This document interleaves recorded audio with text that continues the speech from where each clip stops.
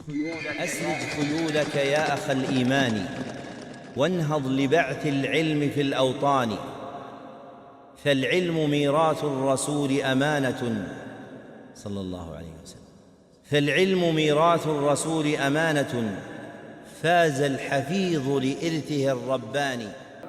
القاعدة 11 11واں قاعدہ، من قدر على بعض العبادة وعجز عن باقیها. قاعدہ کیا ہے؟ جو عبادت کا کچھ حصہ کر سکتا ہے اور کچھ حصہ نہیں کر سکتا تو اس کا کیا حکم ہے؟ دیکھیں، بعض اہل علم کچھ قواعد کو اس انداز میں ذکر کرتے ہیں کیونکہ اس میں تفصیل ہوتی ہے تو اس کا حکم قاعدے میں نہیں بتاتے. اب دیکھو نا، قاعدہ کیا ہے؟ جو عبادت کا کچھ حصہ کر سکتا ہے اور کچھ حصہ نہیں کر سکتا تو پھر کیا ہوگا؟ کیونکہ آگے کافی ساری تفصیل ہے تو بس یہ اتنا ہی قاعدہ بنایا ہے. تفصیل پڑھو گے تو سمجھ آئے گی کہ اس کا کیا حکم ہے پھر. اور بعض اہل علم کچھ قواعد کو سوال کی شکل میں ذکر کرتے ہیں، جیسے امام ابن رجب رحمہ اللہ کی کتاب ہے معروف القواعد، قواعد احکام، تو اس میں بھی وہ کثرت سے کئی قواعد جو ہے نا وہ سوال کی شکل میں ذکر کرتے ہیں کیونکہ آگے اختلاف ہے یا پھر تفصیل ہے. بہرحال اس میں آگے مؤلف نے کہا کہ اس میں اقسام ہے. ایک بندہ آدھی نماز کھڑا ہو کے پڑھ سکتا ہے، آدھی نماز کھڑے ہو کے نہیں پڑھ سکتا، بیٹھنا پڑتا ہے اس کو.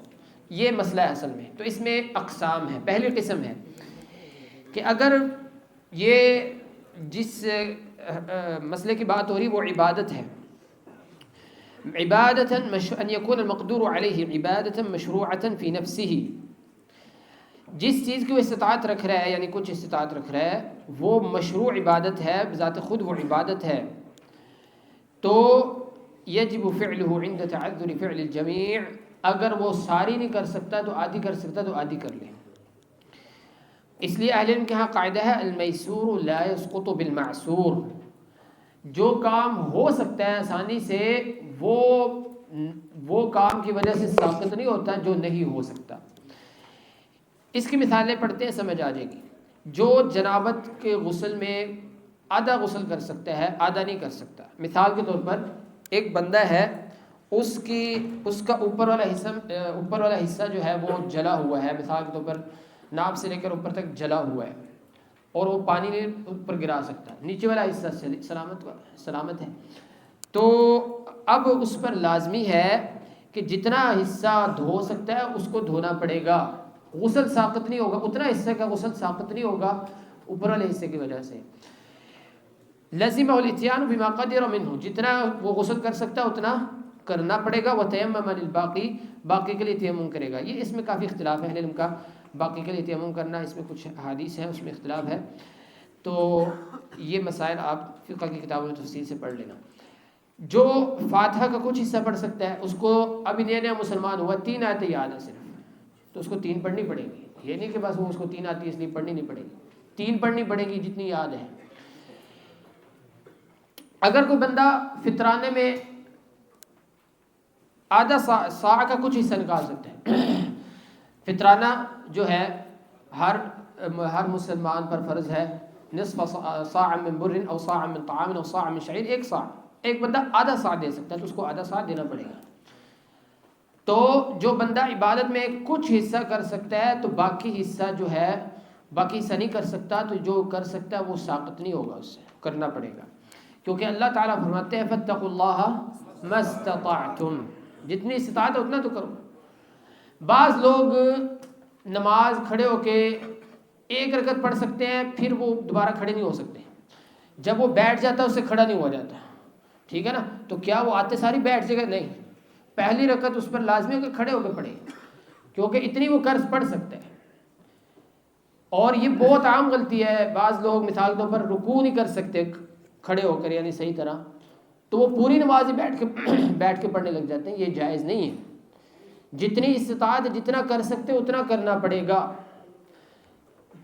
اور حدیث ہم نے سنی ہے صلی قائما، اصل یہ ہے فَإِن لَمْ تَسْتَطِعْ فَقَاعِدًا فَإِن لَمْ تَسْتَطِعْ فَعَلَى جنب. تو جتنی استطاعت ہے اتنا کرنا پڑے گا. دوسری قسم یہ ہے کہ جو کام میں کچھ استطاعت ہے کچھ نہیں ہے، وہ مقصود عبادت نہیں ہے، وہ بذات خود عبادت نہیں ہے بلکہ وہ ایک وسیلہ ہے کسی عبادت کا، تو اس کو کرنا لازمی نہیں ہے۔ اگر کچھ کر سکتا ہے کچھ نہیں کر سکتا۔ مثال کے طور پر الاخرس جو گونگا ہے، بول نہیں سکتا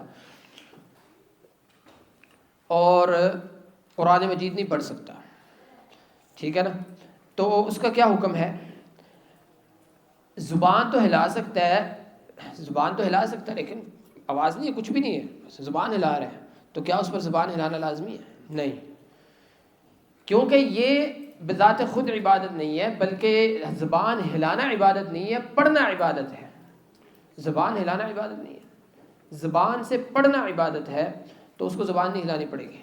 ایک بندہ گنجا ہے بالکل، اس کے سر پہ ایک بال بھی نہیں ہے اور عمرہ کرنے جاتا ہے، حج کرنے جاتا ہے، تو کیا ہم کہیں گے سیفٹی پکڑو بس اوپر پھیرنی ہے؟ بعض اہل علم نے کہا ہے اس طرح، لیکن یہ درست بات نہیں ہے۔ کیونکہ یہی مؤلف نے مثال دی ہے بہرحال، کیونکہ سیفٹی پھیرنا یہ مقصود نہیں ہے، مقصود ہے بال کاٹنا، اور بال ہے ہی نہیں ہے، تو اس لیے اس پر کوئی یہ حکم نہیں ہے۔ ایک بندہ اس کا بازو کٹا ہوا ہے یہاں سے کونے کے اوپر سے، اب وضو کرنے لگا ہے، تو کیا اس کو ادھر سے دھونا پڑے گا؟ نہیں، جو عضو دھونا ہے وہ ہے ہی نہیں ہے، اس لیے اس پر یہ حکم ساقط ہو جائے گا۔ اسی طرح ایک بچہ پیدا ہوا، ختنہ ہوا تھا، اس کا ماشاءاللہ پیدا ہوتے سارے ختنہ ہوا تھا، اور یہ جو ذکر کیا جاتا ہے کہ رسول اللہ صلی اللہ علیہ وسلم جب پیدا ہوئے تھے ختنہ ہوا تھا، اس کی کوئی دلیل ثابت نہیں ہے ہمارے پاس، اور بلکہ تاریخ میں لکھا ہے کہ بہت سارے لوگ اس طرح بچے پیدا ہوتے ہیں، تو یہ کوئی خاص چیز نہیں ہے رسول اللہ صلی اللہ علیہ وسلم کے لیے، ہو سکتا ہے لیکن بہرحال اس میں کوئی واضح دلیل نہیں ملتی ہمیں۔ بہرحال تو اگر کسی کا ختنہ ہوا تو بس ٹھیک ہے، ہوا اور کیا کرنا ہے۔ تیسری قسم ہے ان یکون المقدور علیہ جزءا من العبادہ وليس بعبادہ، اگر جس چیز کی استطاعت ہے وہ عبادت کا کچھ حصہ ہے، لیکن یہ جو حصہ ہے نا اگر الگ کر دیا جائے تو یہ عبادت نہیں ہے۔ وَلَيْسَ بِعِبَادَةٍ فِي نَفْسِهِ لَوْ انْفَرَدَ، اگر وہ الگ کر دیا جائے تو عبادت نہیں ہے، تو اس کو لانا لازمی نہیں ہے۔ مثال، ایک بندہ دن کے کچھ حصے کا روزہ رکھ سکتا ہے، کچھ حصے کا روزہ نہیں رکھ سکتا۔ مثال کے طور پر ایک بندہ، اس کو پتہ ہے کہ میں زور تک تو روزہ رکھ سکتا ہوں، لیکن زور کے بعد بالکل بس ہو جائے گی میری، میں نہیں رکھ سکتا۔ ڈاکٹر نے کہا کہ 6 گھنٹے کے بعد آپ نے کچھ نہ کچھ ضرور کھانا ہے، تو 6 گھنٹے تو میں روزہ رکھ سکتا ہوں، تو کیا اس پر لازمی ہے کہ 6 گھنٹے روزہ رکھیں؟ نہیں۔ کیوں؟ مؤلف کہہ رہا ہے کہ یہ ایسی عبادت ہے جو مکمل ہوتی ہے، اس کے حصے نہیں ہو سکتے۔ دن کا آدھا روزہ نہیں ہوتا، آدھے دن کا روزہ ہوتا ہی نہیں ہے، پورے دن کا ہوتا ہے، یا تو پورے دن کا رکھو یا نہ رکھو، آدھے دن کا روزہ ہوتا ہی نہیں ہے، اس لیے اس کو پورا روزہ ہی رکھنا اس پر لازمی نہیں ہے۔ لیکن آپ دیکھیں نا، یہ جو ہم نے پیچھے بات کی تھی سورہ فاتحہ پڑھنا، تو سورہ فاتحہ کی ہر آیت مستقل آیت ہے اور مستقل عبادت ہے، ہر آیت میں پڑھنے میں اجر ہے، بلکہ ہر حرف پڑھنے میں اجر ہے، ٹھیک ہے نا، لیکن آدھا روزہ رکھنے میں اجر ہے نہیں۔ وہ آپ نے قصہ سنا ہوگا، وہ عورت جس نے عرفہ کا روزہ رکھا، آپ کو پتہ ہے عرفہ کا روزہ اس میں 2 سال گناہ معاف ہوتے ہیں، اس نے ظہر تک روزہ رکھا اور افطاری کر لی، اس نے کہا میرے لیے 1 سال کافی ہے، تو اس طرح نہیں ہوتا ہے۔ اچھا، اگلا مسئلہ ہے جس کا حج رہ گیا، 10 تاریخ کی صبح ہو گئی، عرفہ میں نہیں گیا، تو کیا اس کو باقی کام کرنے پڑیں گے؟ نہیں۔ ایک بندے نے حج کی نیت کی ہے، تلبیہ پڑھ لیا، عرفہ کے دن حج میں گیا ہی نہیں، عرفہ میں گیا ہی نہیں، اصل چیز تو عرفہ ہے، الحج عرفہ، عرفہ میں گیا ہی نہیں، 10 تاریخ کو مینا میں پہنچ گیا کنکریاں مارنے، تو اس کو کہا جائے گا کچھ بھی نہیں کرنا، آپ کو حج پورا نہیں کرنا پڑے گا، کیونکہ یہ جو حج کے اعمال ہیں الگ الگ کر کے عبادت نہیں ہے، یعنی کنکریاں مارنا یہ مستقل عبادت ہے نہیں، یہ صرف حج میں کنکریاں ماری جاتی ہیں، اس لیے اس کے باقی اعمال جو ہیں وہ ساقط ہو جائیں گے اور اگلے سال اس کو حج کرنا پڑے گا، قضا کرنا پڑے گا اس کو۔ مؤلف کہہ رہا ہے کہ واجب کی 2 قسمیں ہیں، ایک واجب جس کا کوئی نہ کوئی بدل ہوتا ہے، جس کے بدلے میں اور واجب شریعت نے رکھا ہے، تو اگر ایک گر گیا تو دوسرا کرنا پڑے گا، وضو ساقط ہو گیا تو تیمم کرنا پڑے گا، کیونکہ شریعت نے اس کے بدلے میں رکھا ہے کچھ۔ کھڑے ہو کے نہیں پڑھ سکتے تو بیٹھ کے پڑھنی پڑے گی، کیونکہ شریعت نے واضح کر دیا کہ یہ اس کے بدلے میں بیٹھ کے پڑھنا ہے، یہ بدل ہے اس کا۔ شریعت نے بھی واضح کر دیا جو خود نہیں حج کر سکتا، مال ہے کسی کو دے کر حج کرا لے تو یہ بدل ہے اس کے، یہ کرنا پڑے گا۔ دوسری قسم ہے ایسے عبادات جن کا کوئی بدل ہے ہی نہیں ہے، نہ اس میں نیابت ہوتی ہے، تو وہ ساقط ہو جاتے ہیں۔ مثال کے طور پر ایک بندے کو باندھا گیا ہے، ہاتھ بھی باندھ دیے ہیں، پاؤں بھی باندھ دیے ہیں، نہ وہ وضو کر سکتا ہے نہ تیمم کر سکتے ہیں، تو وہ کیا کرے گا؟ ویسے نماز پڑھ لے گا، کیونکہ اب تیمم کا بدل تو کچھ بھی نہیں ہے نا، پانی بھی نہیں ہے، تیمم بھی نہیں ہے، پانی بھی نہیں ہے اور مٹی بھی نہیں ہے اور تیمم بھی نہیں کر سکتا، تو اس کے بدلے میں تیسری چیز تو ہے ہی نہیں ہے، تو اب وہ کیا کرے گا؟ ویسے ہی نماز پڑھ لے گا۔ وَكَسُقُوطِ الْكَفَّارَاتِ بِالْعَجْزِ عَنْهَا، ایک بندہ کفارات میں جو اللہ تعالیٰ نے 3 چیزیں یا 4 چیزیں بتائی ہیں وہ ساری نہیں کر سکتا، جیسے وہ آیا تھا عربی وقعت علی امرأتی فی رمضان، اللہ کے نبی صلی اللہ علیہ وسلم نے فرمایا اتجد رقبہ، گردن آزاد کر سکتے ہو؟ کہتا نہیں۔ کہتا 60 دن کے روزے رکھ لو، کہتا ہے اس کی وجہ سے تو میرا مسئلہ ہوا ہے۔ کہا جی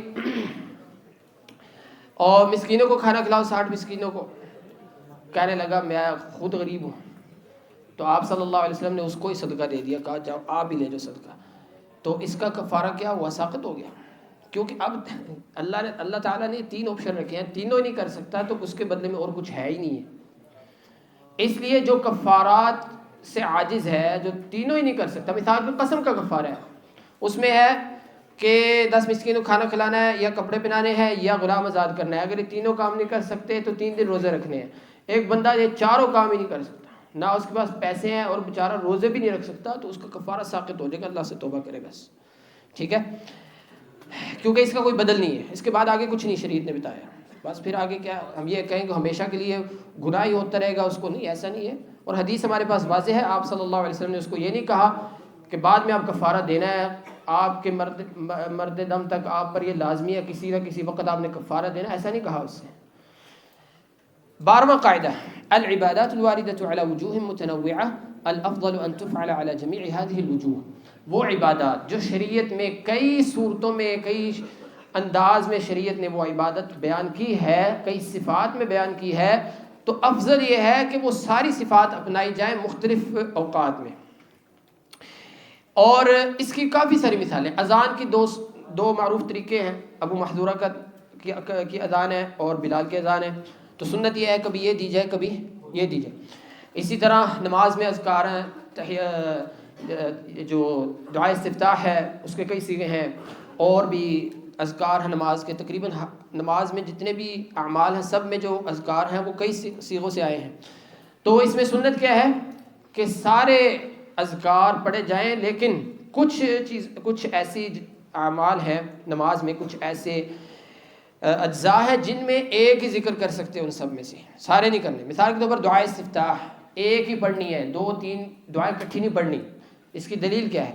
رسول اللہ صلی اللہ علیہ وسلم کے بارے میں ابو ہریرہ فرماتے ہیں سکت ہنیہۃ، تھوڑی دیر وقفہ کرتے، تھوڑی دیر میں ایک ہی دعا ہوتی ہے، اگر 3-4 دعائیں پڑھو گے تو تھوڑی دیر نہیں رہی، وہ زیادہ دیر ہو جائے گی۔ سکت ہنیہۃ قبل ان یقرأ، اس سے پتہ چلا کہ ساری دعائیں اکٹھی نہیں کرنی، ایک ہی دعا پڑھنی۔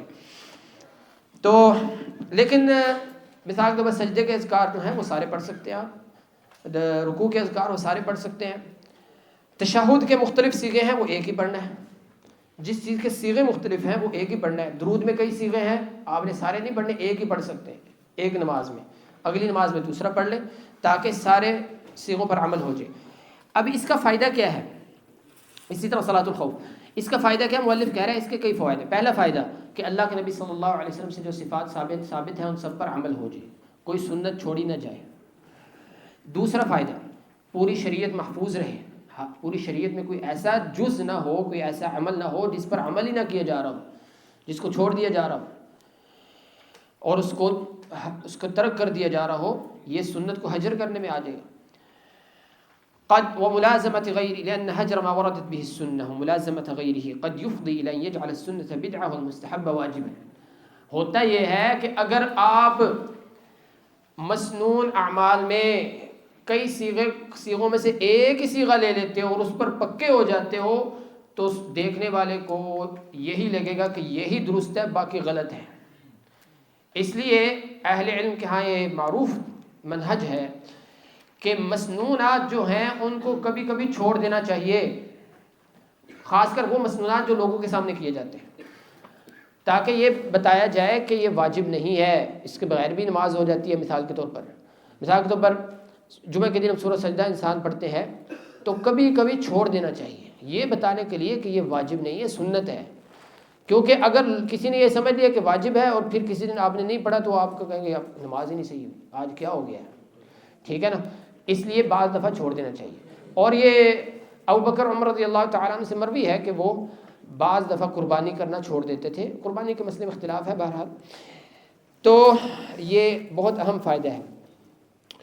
تیسری بات انہ ادعى لحضور القلب وخشوعه، اس میں خشوع بھی زیادہ ہوگا۔ اگر آپ ہر نماز میں وہی ذکر پڑھتے رہو گے تو آپ کی زبان پر چڑھ جائے گا، بغیر سوچے سمجھے آپ پڑھتے جاؤ گے، لیکن ہر نماز میں الگ ذکر پڑھو گے جو ثابت ہے تو آپ کا دل حاضر ہوگا، آپ کو پتہ ہوگا پچھلی نماز میں یہ پڑھا تھا، اس نماز میں یہ پڑھنا ہے، تو اس میں خشوع زیادہ ہوگا۔ چوتھا فائدہ، ہر انسان کی حالت مختلف ہوتی ہے، حالات مختلف ہوتے ہیں۔ مثال کے طور پر آپ کو جلدی ہے، مختصر نماز پڑھنی ہے تو آپ دعائے استفتاح مختصر پڑھ لیں، سبحانک اللہم وبحمدک تبارک اسمک۔ آپ نے تسلی سے نماز پڑھنی ہے، آپ لمبی دعا پڑھ لیں۔ تو مختلف حالات میں بھی انسان کو اس میں فائدہ ہوتا ہے۔ مثالیں مؤلف نے دی ہیں، اذان کی صفات مختلف ہیں، رفع دین کے مختلف طریقے ہیں، کان تک یا کندھوں تک، اور دعائے استفتاح کے مختلف طریقے ہیں۔ اب مسئلہ مؤلف نے بیان کیا جو میں نے واضح کر دیا ہے کہ کون سے ایسے اعمال ہیں جن کو ایک وقت میں اکٹھے کر سکتے ہیں، یعنی مختلف صیغے، مختلف اذکار۔ مؤلف کہہ رہا ہے کہ اصل یہ ہے کہ جمع نہیں کرنا، سوائے یہ کہ دلیل مل جائے ہمیں جمع کرنے کی۔ اذان کے دو صیغے ہیں، ایک وقت میں دو اذانیں ہو سکتی ہیں ایک ہی مسجد میں؟ نہیں، دونوں صیغوں سے اذان دینی ہے، نہیں، ایک ہی صیغہ اپنایا جائے گا ایک وقت میں۔ استفتاح کی دعا اس کی میں نے دلیل بتا دی ہے کہ سکتہ ہنیہۃ، لیکن اذکار، رکوع کے اذکار، سجدے کے اذکار، نماز کے بعد کے اذکار اس میں مختلف اذکار ہیں، وہ سارے جمع کیے جا سکتے ہیں۔ البتہ ایک ہی ذکر میں کئی صیغے ہیں تو وہ نہیں جمع کر سکتے۔ مثال کے طور پر سبحان اللہ، الحمدللہ، اللہ اکبر، یہ بھی ثابت ہے 33 اور ایک دفعہ لا الہ الا اللہ، اور یہ بھی ہے کہ 33 34 اور بھی صیغے ہیں 10 تو ایک وقت میں ایک ہی صیغہ اپنانا ہے۔ یہ مؤلف نے اس کی طرف اشارہ کیا، عدا صیغ التسبیح فیکتفی بواحدہ، کیونکہ آپ صلی اللہ علیہ وسلم نے ایک وقت میں ایک ہی صیغہ اپنایا تھا۔ سوال لکھ کر دے دیں، انشاءاللہ آخر میں وقت چھوڑ دیں گے اس کے لیے۔ 13واں قاعدہ، اذا اجتمعت عبادتان من جنس واحد ولم تكن احداهما او كل منهما مقصودة لذاتها تداخلت افعالهما، دو عبادتیں ایک ہی جنس کی اکٹھی ہوگی، ایک ہی قسم کی عبادت ہے اور دونوں اکٹھی ہو گئی ہیں، اور دونوں میں سے کوئی ایک عبادت یا دونوں بذات خود مقصود نہیں ہے، یا دونوں بذات خود مقصود نہیں ہے، یا ان میں سے ایک بذات خود مقصود نہیں ہے، تو ان کے افعال ایک دوسرے میں داخل ہو جائیں گے، یعنی دونوں عبادتیں ایک عبادت میں داخل ہو جائیں گی۔ اس کا تعلق عبادات سے ہے، لوگوں کے حقوق سے نہیں ہے، اس قاعدے کا تعلق عبادات سے ہے۔ مثال کے طور پر آپ مسجد میں داخل ہوتے ہو، فجر کی سنتیں بھی پڑھنی ہے، تحیۃ المسجد بھی پڑھنی ہے، تو اب ایک عبادت بذات خود مقصود ہے، وہ کون سی ہے؟ فجر کی سنتیں، اور تحیۃ المسجد بذات خود مقصود نہیں ہے بلکہ بیٹھنے کے لیے ہے، بیٹھنا ہے۔ رسول اللہ صلی اللہ علیہ وسلم نے فرمایا اذا دخل احدکم المسجد فلا يجلس حتى يصلي ركعتين، تو بیٹھنے کے لیے ہے، اس کی مخصوص وجہ ہے پڑھنے کی، وہ مسجد کے باہر نہیں پڑھی جاتی، مسجد میں پڑھی جاتی ہے، اور مسجد میں بیٹھنا ہے تب پڑھی جائے گی، تو اس سے پتہ چلا وہ بذات خود مقصود نہیں ہے، اس لیے فجر کی 2 سنتیں پڑھ لی تو وہ بھی ہو جائے گی، فجر کی نماز پڑھ لی تحیۃ المسجد بھی ہو جائے گی۔ اچھا سوال یہ ہے، اگر کوئی بندہ مسجد میں داخل ہوتا ہے اور وطر پڑھتا ہے، وطر کی رکعتیں کتنی ہوتی ہیں؟ ایک رکعت پڑھی ہے، تو کیا وہ بیٹھ سکتا ہے پڑھ کے؟ جی فقہاء کہا حدیث میں تو ہے حتی لا یجلس حتی یصلی رکعتین، جی حدیث میں ظاہر واضح یہی ہے کہ حتی یصلی رکعتین، ٹھیک ہے نا، 2 رکعتیں پڑھے گا تو بیٹھ سکتا ہے۔ جی وہ الگ مسئلہ ہے کہ واجب ہے یا نہیں ہے، لیکن جو فقہاء کہتے ہیں کہ واجب ہے تو وہ حدیث کے الفاظ واضح ہیں، حتی یصلی رکعتین، یہ نہیں کہا حتی یصلی، یہ بھی کہہ سکتے تھے حتی یصلی، لیکن وضاحت کر دی حتی یصلی رکعتین۔ جی تو وتر نہ پڑھے نا، 2 رکعتیں پڑھ لے پہلے، پھر 2 رکعتیں پڑھ کے پھر وتر پڑھ لے. نہیں 2 رکعتیں مطلب یہ نہیں کہ صرف 2 رکعتیں پڑھنی ہے. اگر 4 پڑھ لی تو ٹھیک ہے، 2 تو ہوگی نا. 3 پڑھ لی یعنی یہ کم سے کم ہے 2 رکعتیں پڑھنی پڑے گی. مقصود نماز پڑھنا ہے. نہیں 2 رکعتیں، رکعتین. یہ لفظ کا اصل یہ ہے کہ ہر لفظ، یہ آگے قاعدہ آئے گا، اعمال الکلام اولا من اہمالہ، آگے قاعدہ آنے والا ہے. لفظ یہ اصول فقہ کا بھی قاعدہ اور فقہ کا بھی قاعدہ ہے، اس پر آگے بات کریں گے انشاءاللہ. مؤلف نے بس ٹھیک ہے، مؤلف نے مثال دی ہے. رسول اللہ صلی اللہ علیہ وسلم نے فرمایا یجزئ عنک طوافک بالصفا والمروۃ عن حجک وعمرتک. عائشہ سے کہا تھا کہ آپ کا طواف صفا اور مروہ میں طواف کیا ہے، یعنی سعی، طواف اور سعی، یہ آپ کے لیے کافی ہوگا آپ کے حج اور عمرے کے لیے، یعنی حج اور عمرہ دونوں کے لیے، کیونکہ عبادت ایک ہی جنس کی ہے تو دونوں کے لیے کافی ہوگا، حج کے لیے بھی اور عمرے کے لیے. آپ کو پتہ ہے حج قران جو ہے، حج قران اور حج تمتع میں دونوں عبادتیں اس میں داخل ہو جاتی ہیں. اچھا، اب مؤلف نے اس کی تفصیل بیان کی ہے. تداخل عبادات، عبادات ایک دوسرے میں داخل ہوتے ہیں. 3 شرطیں اس کی. پہلی شرط دونوں کا جنس ایک ہو. نماز نماز، روزہ روزہ. اگر نماز ہے اور طواف ہے، الگ عبادتیں ایک دوسرے میں داخل نہیں ہو سکتی. دوسری شرط یہ ہے کہ وقت ایک ہو دونوں عبادتوں کا. کل کی بھی ظہر پڑھنی تھی اور آج کی بھی ظہر ہے تو کیا ایک دفعہ پڑھ کے کافی ہوگا؟ نہیں، کیونکہ اس کا وقت کل تھا اور یہ والی ظہر کا وقت آج ہے. وقت مختلف ہے دونوں عبادتوں کا، تو کل والی الگ ہے آج والی الگ ہے، تو اکٹھی نہیں ہو سکتی ایک نماز میں. تیسری شرط دونوں بذات خود مقصود نہ ہوں. اگر دونوں بذات خود مقصود ہیں تو پھر وہ بھی داخل نہیں ہوگی ایک دوسرے میں. فجر کی نماز اور فجر کی سنتیں دونوں چیزیں بذات خود مقصود ہے. شریعت نے کہا کہ یہ بھی پڑھنی ہے اور یہ بھی پڑھنی ہے، ان دونوں کو اکٹھا نہیں کر سکتے. آپ نیت کرو کہ دونوں ہوگی، نہیں، ان دونوں کو اکٹھا نہیں کر سکتے کیونکہ بذات خود مقصود ہیں. آگے جی اس میں نا کافی مثالیں آ جائیں گی، تو بہت ساری صورتیں اس مسئلے میں. آگے کچھ مثالیں آ رہی ہیں اور سمجھ آ جائیں گی.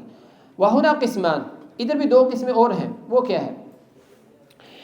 ان تکون کل منہما غیر مقصودۃ لذاتہ، دونوں عبادتیں بذات خود مقصود نہیں ہیں. مثال کے طور پر سنت الوضوء تحیۃ المسجد، وضو کی نماز بذات خود مقصود نہیں ہے، وہ صرف وضو کے لیے ہوتی ہے. اگر وضو کیا تو وہ پڑھنی ہے. تحیۃ المسجد، مسجد میں داخل ہوئے ہو بیٹھنا چاہتے ہو تو پڑھنی ہے، بذات خود مقصود نہیں ہے. اس لیے اگر کسی نے وضو کی سنتیں پڑھی ہیں مسجد میں آ کر تو تحیۃ المسجد بھی اس میں داخل ہوگی. دوسری قسم ہے ایک بذات خود مقصود ہے ایک بذات خود مقصود نہیں ہے، تب بھی دوسرے میں داخل ہو جائیں گی.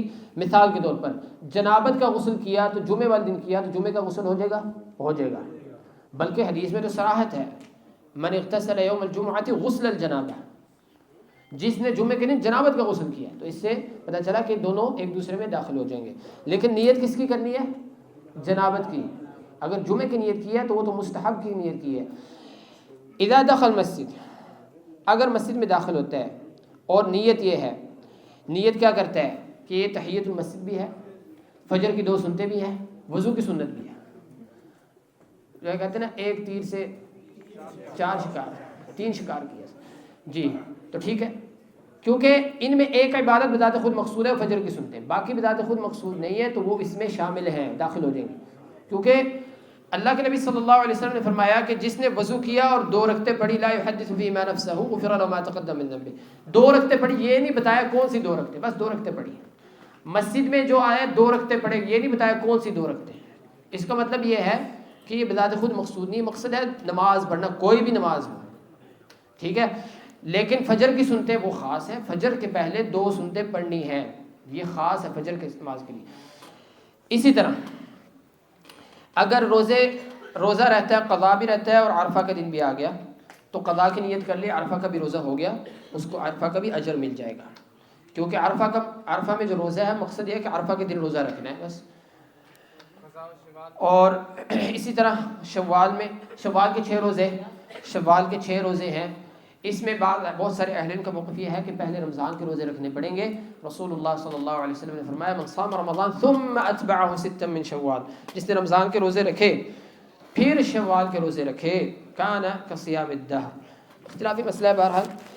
تیسرا اور چوتھی مثال,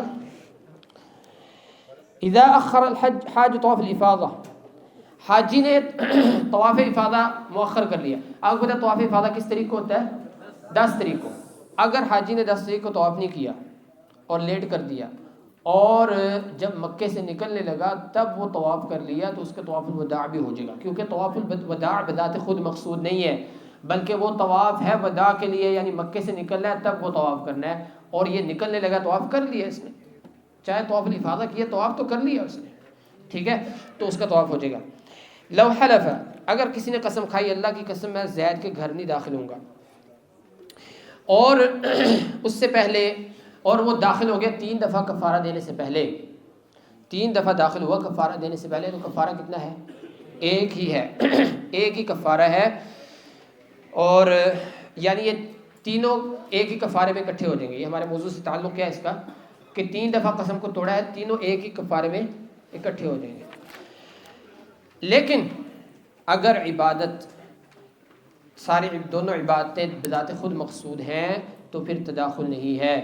مسافر 2 رکعتیں پڑھتا ہے اور نیت کرتا ہے کہ ظہر اثر دونوں ہوگی 2 رکعتوں میں, تو ایسا نہیں ہوتا, کیونکہ ظہر الگ عبادت ہے بذات خود مقصود ہے اور عصر الگ عبادت. رمضان, یہ شوال کے جواب آ گیا.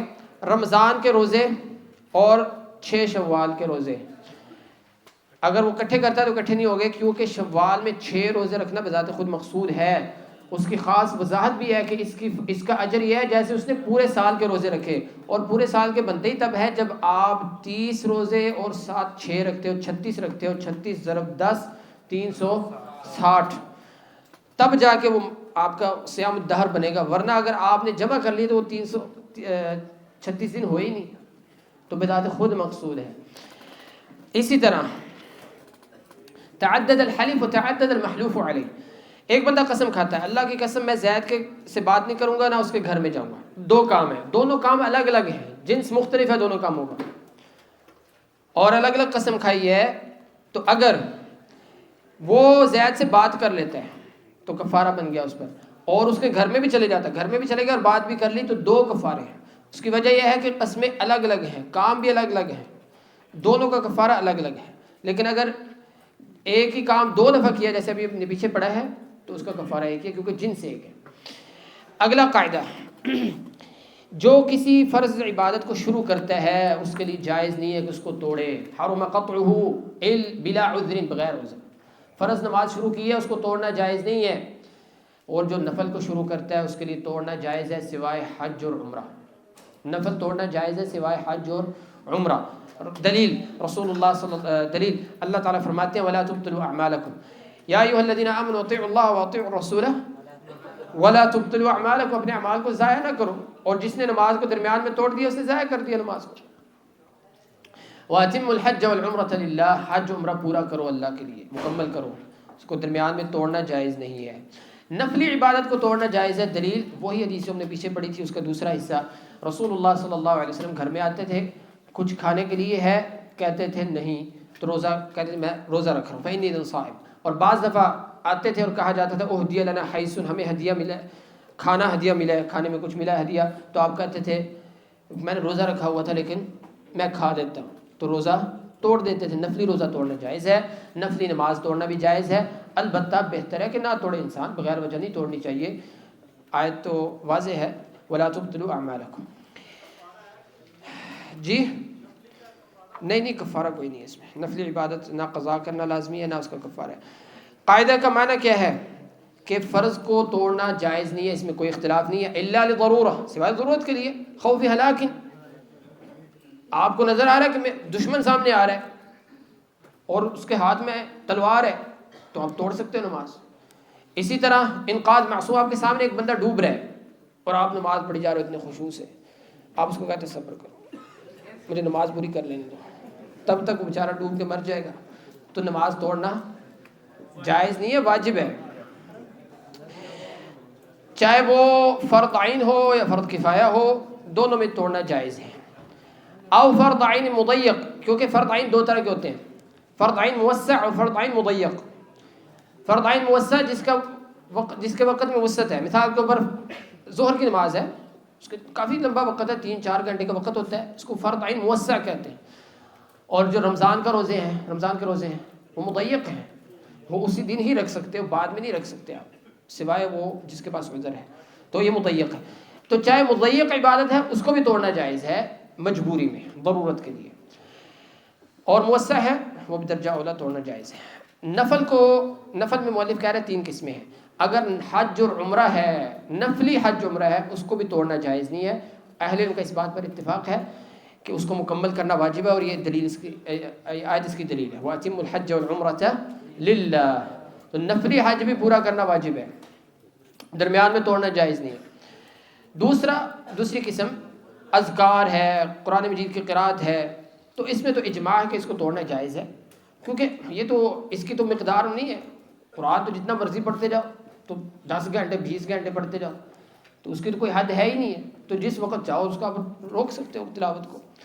تیسری قسم جو ان دونوں سے ہٹ کر ہے، ایسی عبادت جس کے حصے جڑے ہوئے ہیں، الگ الگ حصے نہیں ہیں، جیسے قرات کے الگ الگ حصے ہیں، ایسی عبادت جو جڑی ہوئی ہے، جیسے نماز ہے، نفلی نماز ہے۔ مؤلف کہہ رہا ہے فلا یجب اتمامہ، اس کو پورا کرنا واجب نہیں ہے، لیکن یکرہ قطعہ، لیکن پھر بھی توڑنا مکروہ ہے، بغیر عذر توڑنا مکروہ ہے، لیکن اگر کوئی عذر ہے تو اس کو توڑنا جائز ہے، کراہت ختم ہو جائے گی، کیونکہ اجر ضائع کیا جا رہا ہے، اور اجر ضائع کرنا مکروہ ہے۔ وَيُسْتَحَبُّ قَضَاؤُهُ، اور قضا کرنا اس کے لیے مستحب ہے، یعنی جیسے یہ عبادت مستحب ہے تو قضا بھی مستحب ہوگی، واجب نہیں ہوگی۔ القاعدہ النفل اوسع من الفرض، یہ بہت اہم قاعدہ ہے، نفل میں بہت زیادہ وسعت ہوتی ہے فرض کی نسبت۔ بہت سارے مسائل ہیں جو نفل میں جائز ہے، فرض میں جائز نہیں ہے۔ مثال کے طور پر نفلی نماز بیٹھ کر پڑھنا جائز ہے بغیر عذر بھی، لیکن اجر آدھا ہوگا، اور اسی طرح توڑنا جائز ہے، اسی طرح اور بھی بہت سارے مسائل ہیں۔ تو یہ قاعدہ بہت اہم قاعدہ ہے، نفل اوسع من الفرض۔ بلکہ بعض اہل علم کہتے ہیں یہ بھی موقف ہے کہ اگر لمبی نماز ہو، قیام، رات کا قیام لمبا ہو جائے تو اس میں بندہ پانی بھی پی سکتا ہے، بعض اہل علم کا سلف سے مروی ہے، لمبی نماز ہو تو بہرحال نفل میں زیادہ وسعت ہوتی ہے فرض کی نسبت۔ 15واں قاعدہ، اتنی لمبی نماز پڑھتا ہے کون، کیا اللہ تعالیٰ ہمیں معاف فرمائے۔ اچھا جی، جس میں انسان کو پانی پینا پڑ جائے۔ الایثار فی القرب ای العبادات مکروہ الا مع المصلحہ، عبادات میں ایثار یعنی دوسروں کو ترجیح دینا، عبادات میں دوسروں کو ترجیح دینا مکروہ ہے۔ عبادات میں دوسروں کو ترجیح دینا یعنی آپ عبادت کو چھوڑ رہے ہو، دوسرے کو اپنی جگہ دے رہے ہو، کیا ہے؟ مکروہ ہے۔ الا مع المصلحہ، سوائے کہ کوئی مصلحت ہو، کوئی فائدہ ہو۔ اللہ تعالیٰ نے فرمایا وَسَارِعُوا إِلَى مَغْفِرَةٍ مِّن رَبِّكُمْ، اللہ تعالیٰ نے حکم دیا کہ ایک دوسرے سے آگے بڑھو عبادات میں، اور آپ کہہ رہے ہو کہ میں نہیں، آپ میری جگہ پہ کھڑے ہو جاؤ، آپ میری جگہ نماز پڑھ لو، ٹھیک ہے، نہیں۔ تقدیم الغیر عند التزاحم فی العبادات مکروہ، فاستبقوا الخیرات، خیر کے کاموں میں آگے بڑھو ایک دوسرے سے، نہ کہ ایک دوسرے کو اپنی جگہ دے دو۔ اور اس سے بھی پتہ چلتا ہے کہ آپ اس عبادت میں زاہد ہو، آپ کو اس کی قدر کا بھی پتہ ہے، یا آپ اس کی اہمیت نہیں جانتے۔ الا مع المصلحہ، سوائے کوئی مصلحت ہو۔ یہ عام طور پہ مسئلہ آتا ہے، کوئی عالم ہے، کوئی بڑا بندہ ہے، اس کو اپنی جگہ دے دینی پہلی صف میں، آپ پیچھے ہو جو، اور بڑے عالم کو یا بڑی شخصیت ہے کوئی، اس کو آپ اپنی جگہ دیتے ہو، تو پہلی بات یہ کہ جائز ہے، جائز میں تو مسئلہ نہیں ہے، مسئلہ کراہت کا ہے، صرف حرمت کا تو مسئلہ ہے ہی نہیں اس میں۔ تو کیا یہ مکروہ ہے؟ تو مؤلف کہہ رہا ہے کہ اگر کوئی مصلحت ہے، مثال کے طور پر ایک بندہ امام کے پیچھے کھڑا ہے، اس کو کوئی قرآن یاد نہیں ہے، دوسرا بندہ آتا ہے وہ حافظ ہے، تو اس کو آگے کرنے میں مصلحت ہے، کیونکہ وہ امام کو لقمہ دے سکتا ہے، اس میں مصلحت ہے، ٹھیک ہے۔ اسی طرح ایک بندہ ہے، وہ بہت ظالم اور غصہ کرتا ہے، اگر اس کو کوئی جگہ نہیں دیتا تو وہ نماز کے بعد اس کے باقیوں کی خیر نہیں ہے، تو ٹھیک ہے، اس کو جگہ دے دے، اس میں مصلحت ہے، ٹھیک ہے جی۔ یشترط، آگے مؤلف نے مثال دی ہے، یہی جو میں نے آپ کو مثال دی، امام مثال کے طور پر امام نہیں آیا، آپ کو پتہ ہے امامت کی فضیلت ہے، جو امام ہوتا ہے اس کو مقتدیوں کا بھی اجر مل رہا ہوتا ہے، تو امامت کی فضیلت ہے۔ اگر امام نہیں آیا اور پیچھے ماشاءاللہ سارے قاری کھڑے ہیں، سارے برابر ہیں، ٹھیک ہے نا، تو ایثار ہو سکتا ہے، لیکن بہتر یہ ہے کہ ہر بندہ کوشش کرے کہ میں پڑھا دوں، ٹھیک ہے نا۔ اور اگر اس طرح کوئی لڑائی جھگڑے کا خطرہ ہے تو کیا کریں، قرآن دازی کر لیں، قرآن دازی کر لیں۔ رسول اللہ صلی اللہ علیہ وسلم نے فرمایا لو يعلم الناس ما في النداء والصف الاول ثم لم يجدوا الا يستهموا عليه لاستهموا عليه، اگر لوگوں کو اذان کی فضیلت کا اور پہلی صف کی فضیلت کا پتہ چل جائے تو سارے آگے بڑھے، حتیٰ کہ ان کو کیا کرنا پڑ جائے، قرآن دازی کرنا پڑے۔ تو اگر یہ آخری حل ہے، قرآن دازی کر لیں۔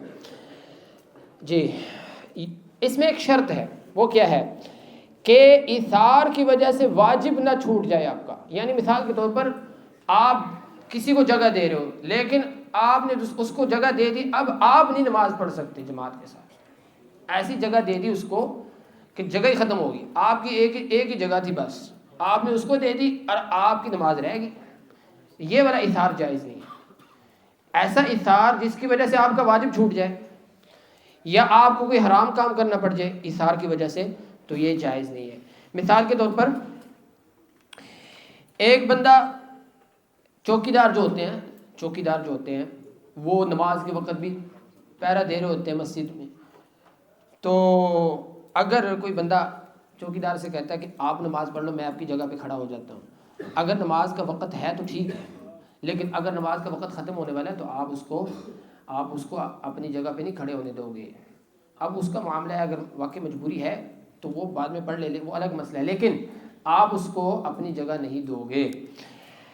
الایثار فی غیر العبادات، عبادات سے ہٹ کر ایثار وہ تو مستحب ہے۔ اللہ تعالیٰ نے انصار کی تعریف کی تھی، یؤثرون علی انفسہم ولو کان بہم خصاصہ۔ 16واں قاعدہ، الواجب بالنذر یلحق بالواجب بالشرع۔ جی آپ لوگوں کو سمجھ آ رہی ہے یا میں اپنے آپ کو سمجھائی جا رہا ہوں؟ سمجھ آ رہی ہے؟ دونوں کو آ رہی ہے۔ 16واں قاعدہ، الواجب بالنذر یلحق بالواجب بالشرع۔ اللہ تعالیٰ فرماتے ہیں یوفون بالنذر ویخافون یوما کان شرہ مستطیرا، جو چیز نظر کی وجہ سے واجب ہو گئی وہ ایسی ہے جیسے شریعت نے اس کو واجب کی ہے۔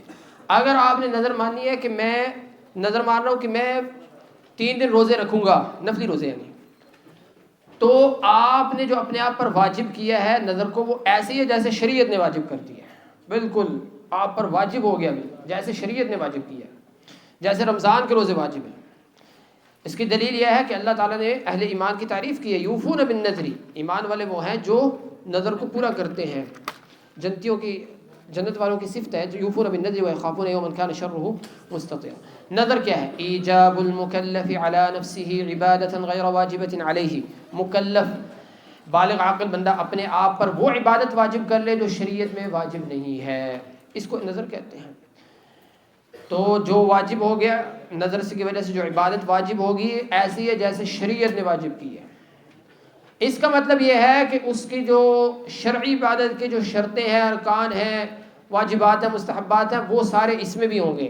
اگر آپ نے نظر مانی ہے کہ میں 4 رکعتیں نماز پڑھوں گا مغرب کے بعد، تو اس کے لیے وضو کرنا بھی لازمی ہوگا، قبلہ رخ ہونا بھی لازمی ہوگا، نجاست سے پاک ہونا بھی لازمی ہوگا۔ جو شرائط، ارکان، واجبات فرضی عبادت میں ہیں وہی اس عبادت میں لازمی ہوں گے، کیونکہ ایسے ہی ہے جیسے شریعت نے واجب کیا۔ مؤلف نے مثالیں دی ہیں، یہی جو میں نے آپ کو مثال دی ہے۔ اگر کوئی بندہ یہ نظر مانتا ہے کہ 2 رکعتیں پڑھوں گا تو اس کے لیے طہارت اور کھڑے ہو کے پڑھنا، یہ ساری چیزیں واجب ہوں گی، کیونکہ یہ واجب عبادت ہے، یہ نفلی عبادت نہیں ہو رہی۔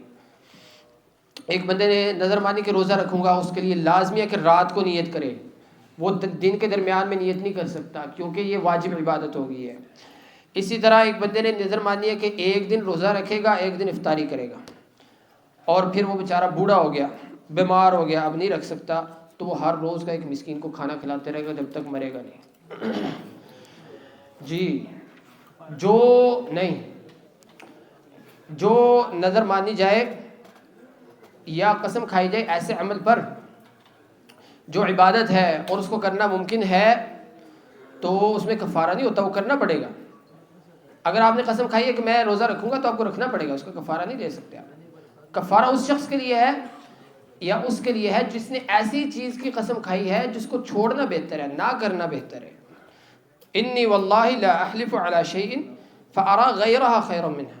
اگر اس سے بہتر کوئی چیز نظر آ رہی ہے تو روزے سے بہتر تو کچھ بھی نہیں ہو سکتا. روزہ چھوڑنا بہتر ہے کہ رکھنا بہتر ہے؟ رکھنا بہتر ہے.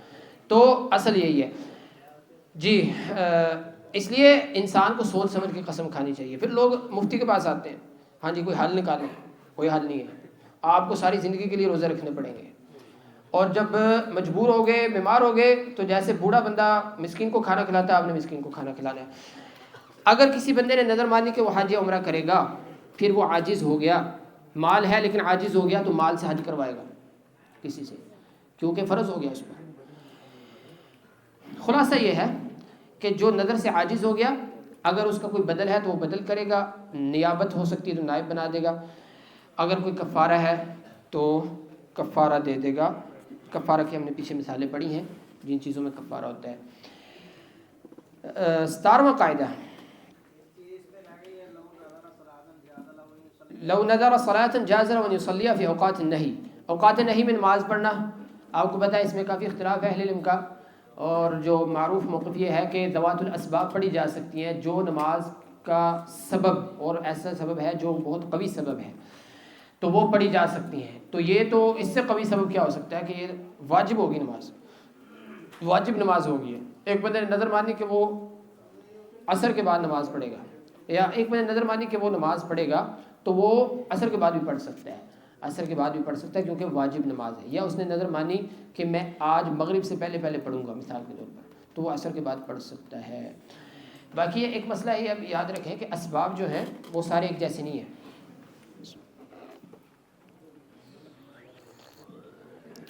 ایک بندے نے وضو کیا ہے، عصر کے بعد وضو کیا ہے، کیا وہ وضو کی سنتیں پڑھ سکتا ہے؟ نہیں.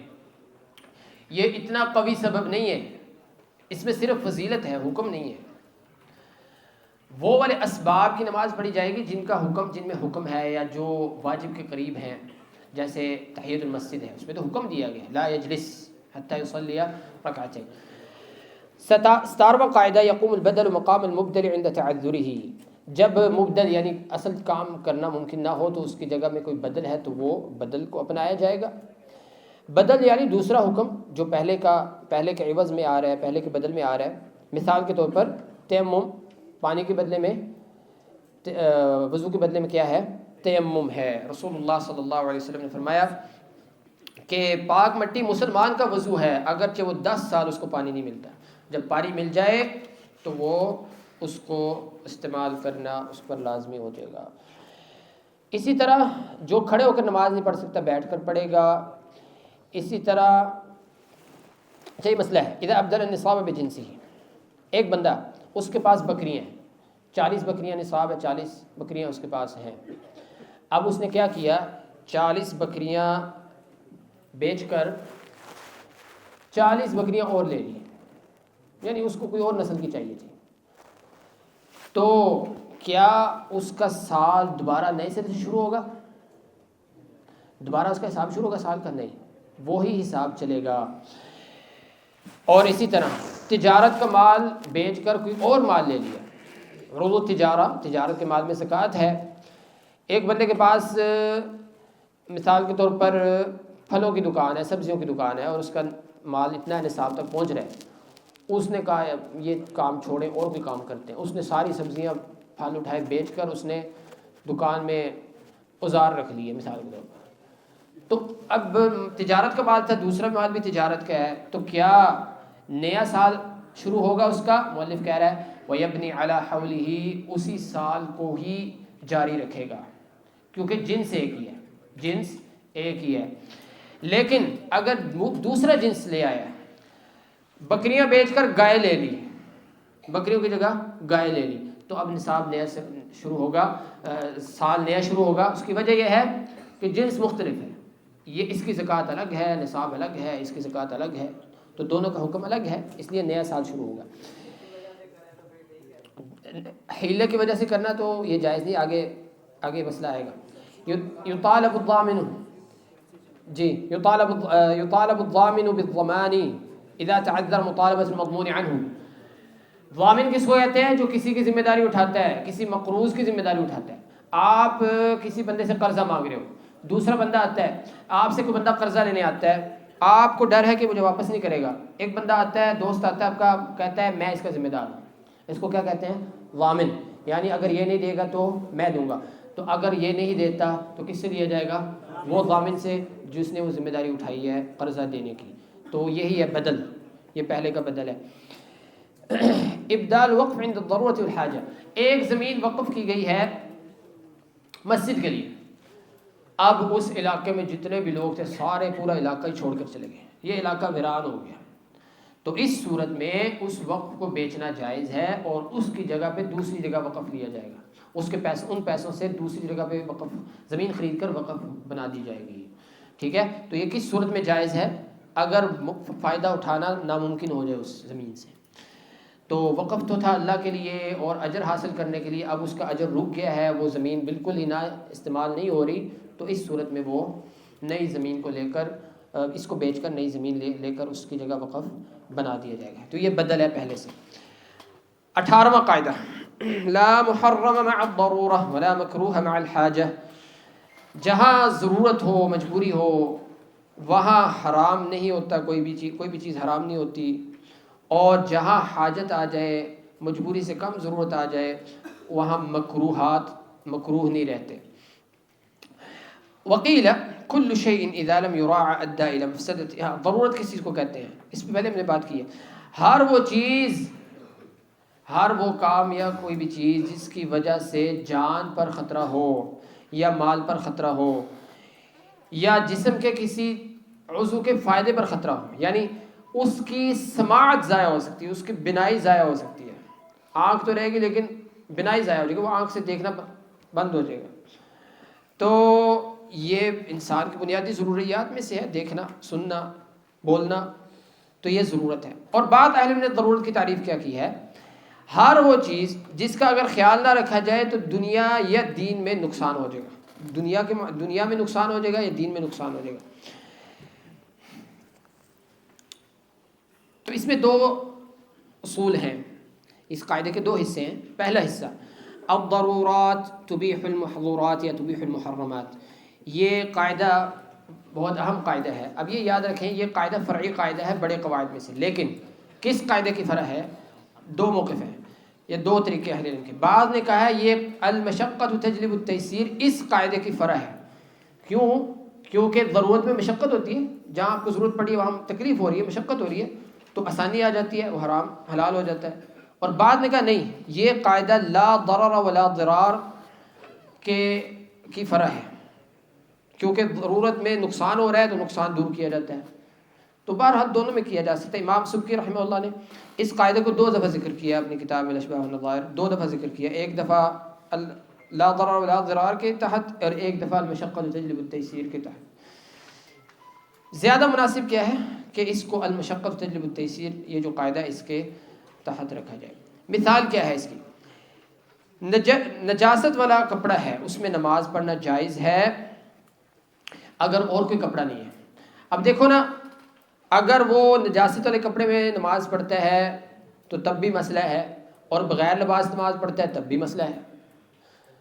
لباس پہننا بھی واجب ہے نماز میں، شرط ہے نماز کے لیے، اور نجاست سے پاک ہونا بھی شرط ہے، تو کس چیز کو زیادہ ترجیح دی جائے گی؟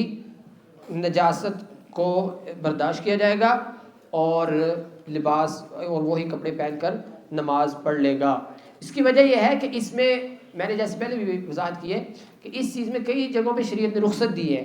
مثال کے طور پر اگر کسی بندے کو بعد میں پتہ چلا کہ نجاست تھی تو اس کی نماز صحیح ہے۔ رسول اللہ صلی اللہ علیہ وسلم نے نماز کے دوران جوتا اتار دیا تھا، جبریل علیہ السلام نے آ کے بتایا، تو پچھلی نماز صحیح تھی، دوبارہ نہیں پڑھی نماز۔ اس سے پتہ چلا کہ اس میں حرمت جو ہے وہ کم ہے بغیر لباس نماز پڑھنے کے نسبت۔ نظر الطبی الاکل من المیتۃ عند خوف الہلاک، مردار جانور کھانا جہاں ہلاکت کا ڈر ہو۔ اچھا سوال ہے، ایک بندہ ہے سفر میں جا رہا ہے اور اس کے پاس کھانے کے لیے کچھ نہیں رہا، اس کے ساتھ ایک دوست بھی ہے اس کے پاس کھانے کے لیے کچھ ہے اور اضافی ہے، لیکن وہ اس کو دے نہیں رہا، کہتا میں نے نہیں دینا، ٹھیک ہے نا، دوست نہ ہو میرا، چلو ساتھی کہہ رہا، سفر کا ساتھی ہے، ٹھیک ہے. کہتا میں نے کچھ نہیں دینا آپ کو، آپ جو مرضی کرو. اچھا اب اس کے پاس مردار جانور بھی سامنے ہے، تو دو صورتیں ہیں، یا تو مردار جانور سے کھائے یا اپنے ساتھی دیکھے جب وہ سو جائے تو اس کے کھانے میں سے کھا لے. تو دونوں میں سے کون سا کام کرے گا؟ ہاں جی، دونوں میں سے کون سا کا اصل صحیح بات یہ ہے کہ وہ اپنے ساتھی کے کھانے میں سے کھائے گا، ٹھیک ہے نا، اپنے ساتھ، کیونکہ اس کے ساتھی پر واجب ہو گیا کہ اس کو کھلائے.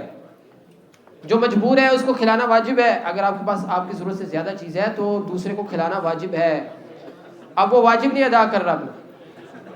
رسول اللہ صلی اللہ علیہ وسلم نے فرمایا کہ اگر کوئی مہمان آتا ہے، اور مراد یعنی مسافر آپ کے پاس آتا ہے اور آپ اس کی مہمان نوازی نہیں کرتے، تو اس کے لیے جائز ہے کہ وہ آپ کے اجازت کے بغیر آپ سے گھر سے کھانا کھا لے، کیونکہ آپ پر واجب ہو گیا اس کو کھلانا، ٹھیک ہے نا. تو مردار سے بہتر ہے کہ آپ اس کا کھانا کھا لو. لیکن پیچھے ہم نے مسئلہ پڑھا ہے، آگے بھی آئے گا کہ آپ کو اس کے عوض دینا پڑے گا، اس کھانے کے عوض آپ کو دینا پڑے گا اگر آپ مالدار ہو. اگر آپ غریب ہو تو نہیں دینا پڑے گا. اس پر آگے بات کرتے ہیں آگے انشاءاللہ. لڑائی کا خطرہ ہے تو پھر بچے لڑائی سے. الضرورات تبیح المحرمات بشروط، کچھ شرطیں ہیں اس قاعدے کی. جی ادھر توجہ کریں، ادھر توجہ کریں. ضرورات تبیح المحرمات، اس کی کچھ شرطیں ہیں اس قاعدے کی، مطلقاً نہیں ہے یہ قاعدہ. پہلی شرط کہ جو مجبوری ہے وہ واقع ہو چکی ہو. اگر کوئی بندہ کہتا ہے کہ مجھے پتہ ہے کہ گھنٹے بعد مجھے بھوک لگ جانی ہے اور مجھے کچھ نہیں ملنا کھانے کے لیے، ابھی مل رہا ہے ابھی کھا لوں، تو نہیں، اس کے لیے کھانا جائز نہیں ہے. کیوں؟ یہ تو غیب کے بات ہے نا، ہو سکتا ہے آپ کو کچھ مل جائے، تو وہ ضرورت ابھی ہو چکی ہو. دوسری شرط اللہ یکون ہناک وسیلہ اخرى، کوئی اور رستہ نہ ہو، کوئی، جیسے میں نے ابھی مثال دی، کوئی اور رستہ نہ ہو، صرف ایک ہی رستہ. لیکن اگر کوئی اور رستہ ہے، مثال کے طور پر ادھر کھانا تو نہیں مل رہا، لیکن آپ کو پتہ ہے کہ اگر میں تھوڑی سی ہمت کی نا، تھوڑا سا آگے چلا تو مجھے مل جائے گا، تو پھر آپ کے لیے کھانا جائز نہیں ہے. اسی طرح تیسری شرط ہے، اہل علم کہتے ہیں، جو میں نے مسئلہ بیان کیا نا اس میں اہل علم کہتے ہیں کہ آپ دوسرے کا کھانا کھا سکتے ہو، الا کہ آپ کو ڈر ہو کہ آپ پر چوری کا الزام لگ جائے گا اور بہت ہی لمبا کیس چلے جانا، تو پھر نہ کھاؤ، پھر نقصان بڑا ہو سکتا ہے، اس لیے نہ کھاؤ. تیسری شرط یہ ہے کہ پھر مردار. تیسری شرط یہ ہے کہ مقدار اتنی لینی ہے جتنی ضرورت ہے، اتنا مردار سے کھانا ہے جتنی ضرورت ہے، جتنے سے آپ کی بھوک ختم ہو جائے، نقصان دور ہو جائے، خطرہ ختم ہو جائے جان جانے کا.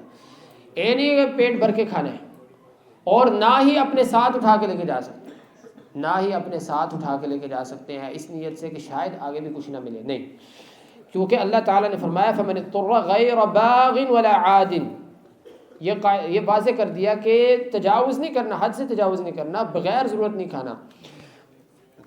اسی طرح ڈاکٹر جو ہے وہ اتنا ہی دیکھ سکتا ہے جتنی ضرورت ہے. اگر 70 والی جگہ دیکھنی پڑ رہی ہے اتنی ہی دیکھ سکتا ہے جتنی ضرورت ہے، اس سے زیادہ نہیں. یہ قاعدہ میں نے آپ کو پہلے بھی بتا دیا تھا، الضرورہ تقدر بقدرها، الضرورۃ تقدر بقدرها.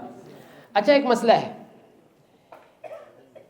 بعض دفعہ مجبور کے لیے بھی کچھ چیزیں کھانا جائز نہیں ہے اگر وہ چیز کھانے میں نقصان زیادہ ہے. زہر کھا سکتا ہے بندہ، مجبور ہے، اس کے پاس کچھ بھی نہیں ہے، آگے زہر پڑی ہے، تو کھا سکتے ہو؟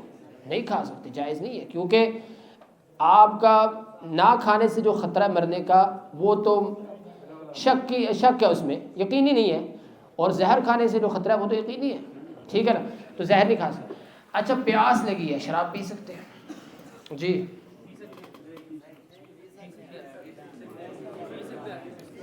بہت سارے اہل علم نے کہا ہے کہ نہیں پی سکتے. اس کی وجہ یہ ہے کہ شراب سے اور پیاس لگتی ہے، کوئی فائدہ نہیں ہے. ایسے ہی جیسے سمندر کا پانی، دیکھو نا، انسان سمندر میں ہوتا ہے اور بیچارہ اتنا پیاسا ہوتا ہے لیکن پانی پی نہیں سکتا، کیونکہ وہ پانی پیے گا اور پیاس لگنی ہے، اس کو کوئی فائدہ ہی نہیں ہے، ٹھیک ہے نا.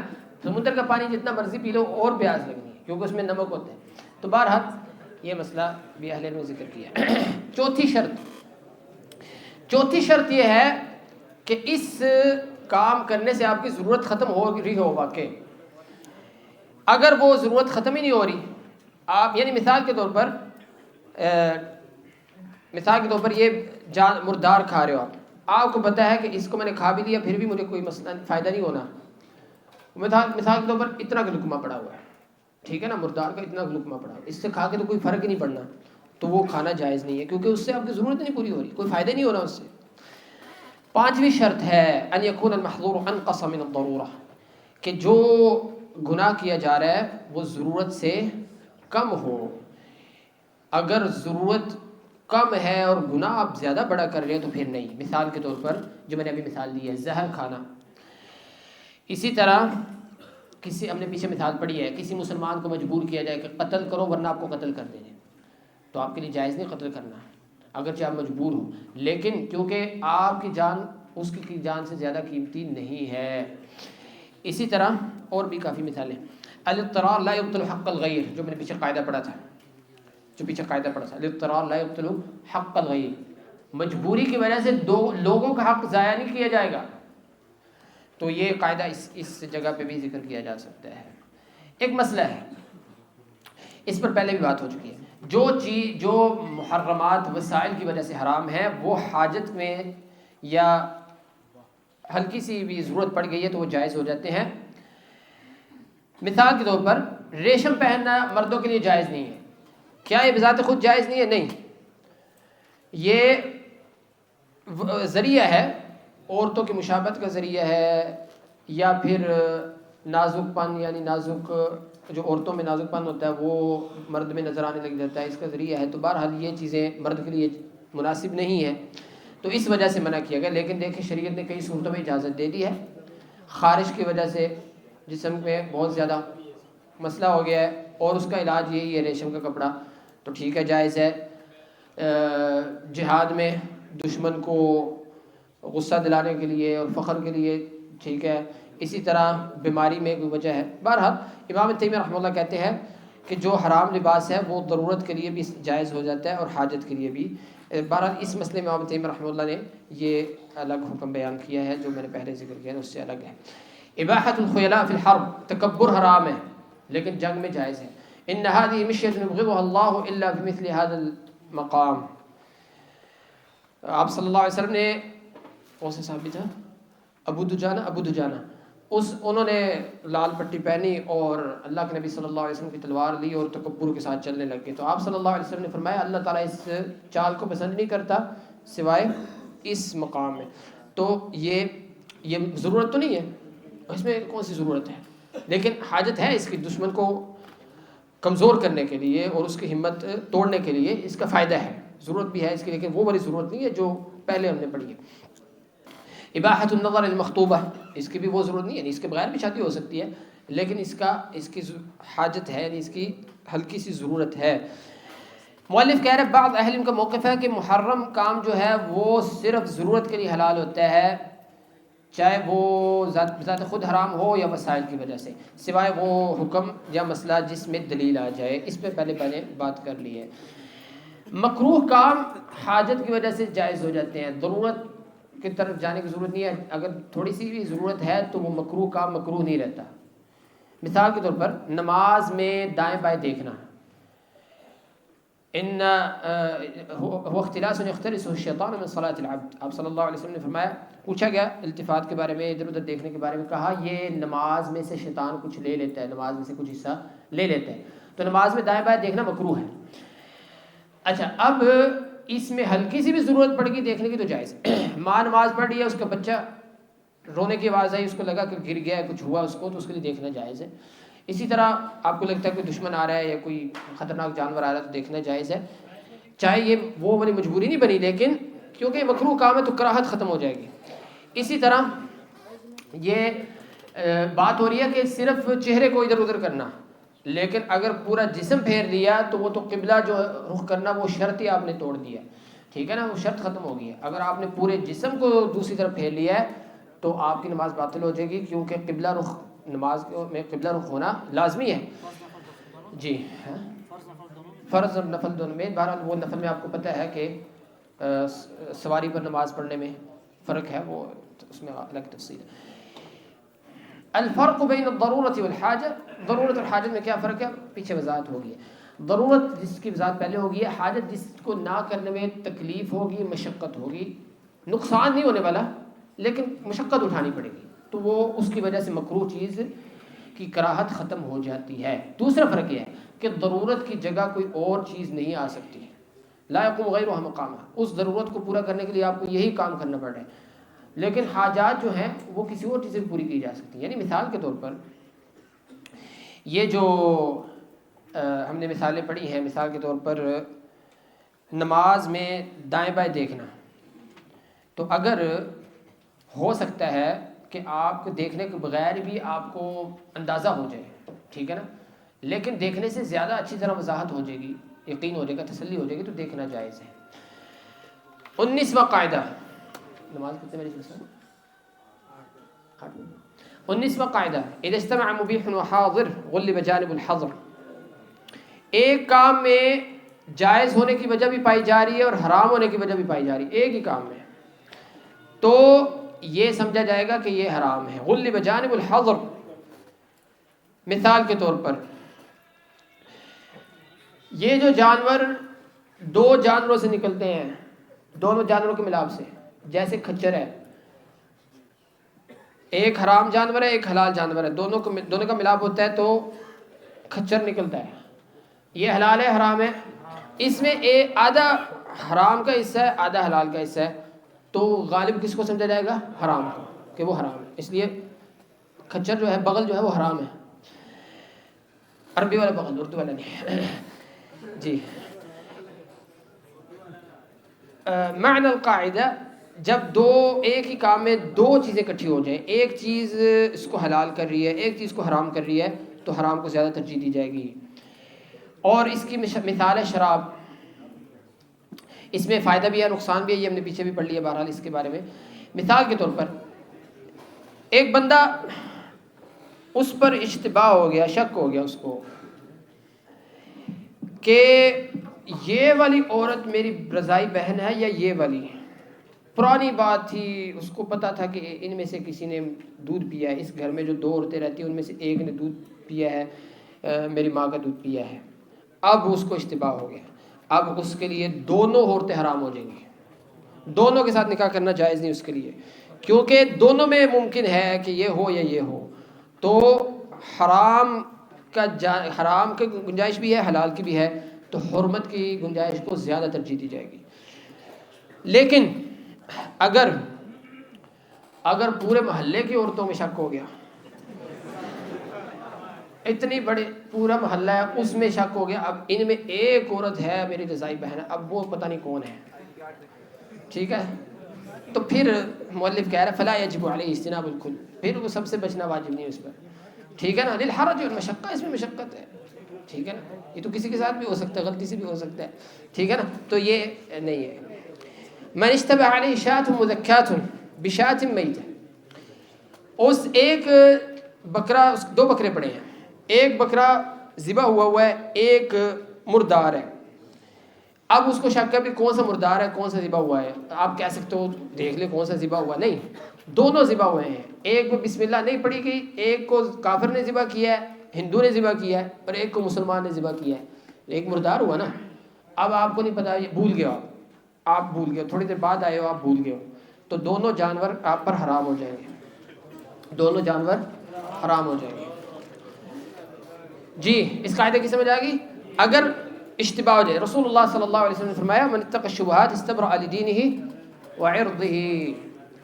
20واں قاعدہ، الحکم یدور مع علتہ وجودا وعدما، حکم جو ہے وہ اپنی علت کے ساتھ ساتھ رہتا ہے، اپنے سبب کے ساتھ ساتھ رہتا ہے، اگر سبب ہے تو حکم ہے، سبب نہیں ہے تو حکم نہیں ہے، یہ اصول فقہ میں بھی یہ قاعدہ پڑھایا جاتا ہے۔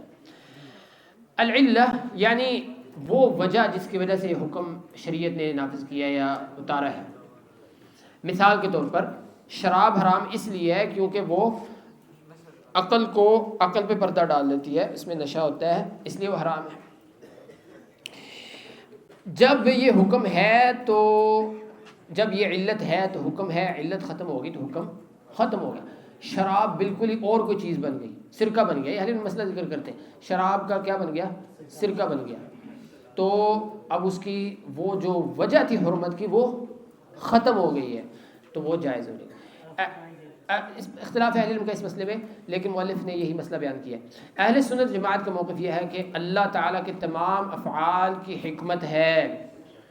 آپ کو پتہ ہے یہ معتزلہ اور اشاعرہ میں یہ موقف پایا جاتا ہے کہ اللہ کے احکام، اللہ تعالیٰ کے جو احکام ہیں اس میں کوئی علت اور حکمت نہیں ہے، بس اللہ نے حکم دے دیا کرنا ہے، کوئی وجہ نہیں ہے اس کی، بس حکم ہے، بس کرنا ہے۔ لیکن اہل سنت کہتے ہیں نہیں، اللہ تعالیٰ کے احکام کی وجہ ہے، علت ہے، حکمت ہے۔ اب علت کی مؤلف نے کہا کہ اس مسئلے میں 3 قسمیں ہیں، یعنی علت اور حکم کے ساتھ اس مسئلے میں 3 قسمیں ہیں۔ پہلی قسم علت منصوصہ، وہ علت جو شریعت نے بیان کر دی ہے خود، تو وہ تو واضح ہے، شریعت نے خود بتا دیا کہ یہ وجہ ہوگی تو حکم ہوگا، نہیں ہے تو حکم نہیں ہے۔ رسول اللہ صلی اللہ علیہ وسلم نے فرمایا بلی کے بارے میں، لیست بنجس انہا من الطوافین علیکم، یہ تمہارے گھروں میں آنے جانے والا جانور ہے، اس لیے یہ پاک ہے۔ اب اس سے پتہ چلا کہ اس نے اگر برتن سے پانی پیا ہے تو وہ بھی پانی پاک ہے، اور اس کا لعاب بھی پاک ہے، اس کا پسینہ بھی پاک ہے، یہی تو مطلب ہے پاک ہونے کا، ٹھیک ہے نا؟ اس کا گوشت پاک ہے، وہ تو حرام ہے کھانا اس کو، ٹھیک ہے نا؟ مطلب پاک ہونے کا یہی ہے کہ اس کا لعاب، اس کا پسینہ سارا پاک ہے۔ اسی طرح ہر وہ چیز جس سے بچنا ممکن نہیں ہے، مثال کے طور پر یعنی یہ جو گاؤں ہوتے ہیں اس میں کئی ایسے جانور، کوا آ جاتا ہے، مثال کوا کثرت سے گھروں میں آ جاتا ہے، اس طرح کے جانور، تو وہ اگر پانی سے برتن سے پانی پی لے یا کسی جگہ پہ بیٹھ جائے تو وہ جگہ پاک ہے۔ ہاں کچھ جانوروں میں تو خاص وضاحت ہے کہ کتا ناپاک ہے، مثال کے طور پر جو نہیں گدھا تو پاک ہے، گدھے کا لعاب اور پسینہ پاک ہے۔ اس کی دلیل یہ ہے کہ رسول اللہ صلی اللہ علیہ وسلم گدھے پر سوار ہوتے تھے اور کبھی نہیں کہا کہ کپڑے صاف کر لیں، گدھے کو کبھی بھی پسینہ آ سکتا ہے نا، لعاب بھی اس کا گر سکتا ہے۔ اب سارے جانوروں کا ذکر شروع ہو گیا تو جانور تو بہت زیادہ ہیں۔